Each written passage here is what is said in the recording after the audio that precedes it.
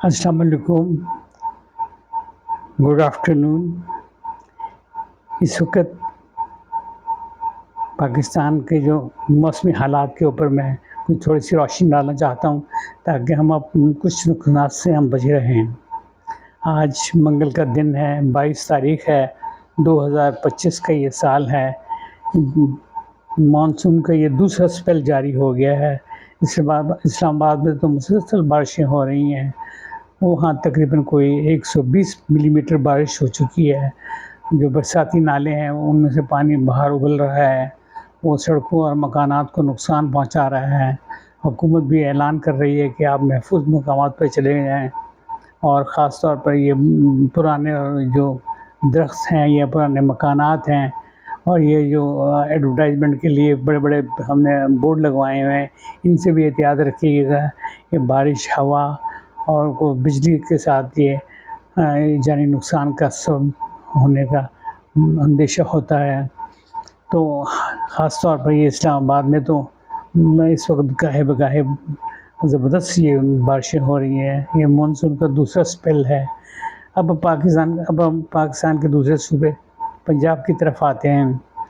یہ سب سے بڑا صوبہ ہے، یہاں بھی بارشوں کا سیزن جاری ہے، اور گاہے بگاہے بڑے زوردار بارشیں ہوتی ہیں۔ بارش سے بجلی، ٹیلی فون اور پانی کا نظام دھرم بھرم ہو جاتا ہے، کیونکہ یہ سارا کام ایک دوسرے سے جڑا ہوا ہے۔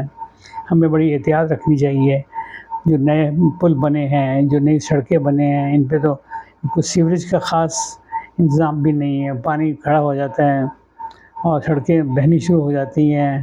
اور جو اوور پاس بنے ہوئے ہیں، جو انڈر پاس بنے ہوئے ہیں، یہ بھی بڑے خطرناک قسم کے ہیں۔ پانی بہت زیادہ اکٹھا ہو جاتا ہے، اور انڈر پاسوں میں تو بالکل اس طرح لگتا ہے کہ جیسے تالاب بنے ہوئے ہیں۔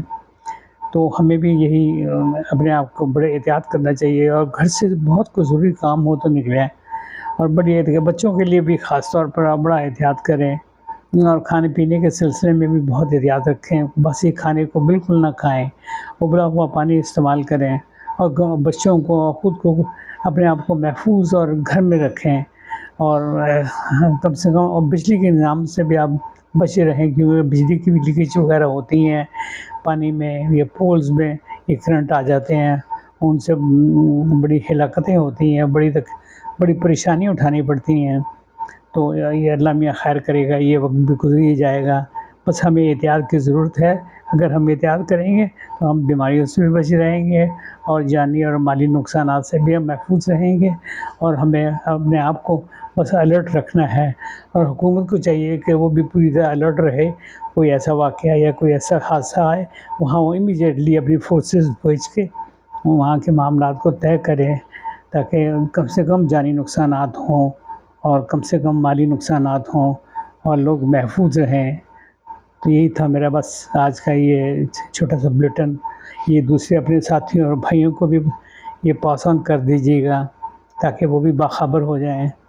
ہم لائک کرنا اور شیئر کرنا اور سبسکرائب کرنا نہ بھولیے گا، یہ بڑا میرے لیے امپورٹنٹ ہے۔ یہی میرا انعام ہے، اور یہی میری محنت کا صلہ ہے۔ برائے کرم آپ بس اپنا خیال رکھیں، اور ہمارے لیے دعا کریں، ہم آپ کے لیے دعا کرتے ہیں۔ خدا حافظ۔